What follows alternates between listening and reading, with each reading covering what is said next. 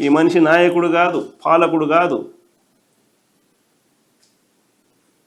అన్ని చెడ్డలవాట్లు, చెడ్డ గుణాలు ఉన్న ఒక తప్పుడు మనిషి.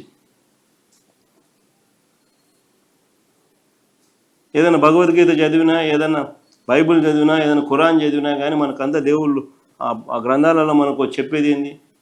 మోసం చేయకండి, అబద్ధాలు ఆడకండి, రైచియస్గా బతకండి, ఆనెస్ట్గా బతకండి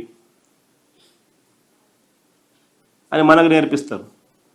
కానీ చంద్రబాబు నాయుడు ఆయనకున్న అలవాటు, ఆయన కొడుకు ఆయన నేర్పించిన అలవాటు, చివరికి ఆయన పార్టీ వాళ్ళకి ఆయన చెప్పే అలవాటు ఏంది?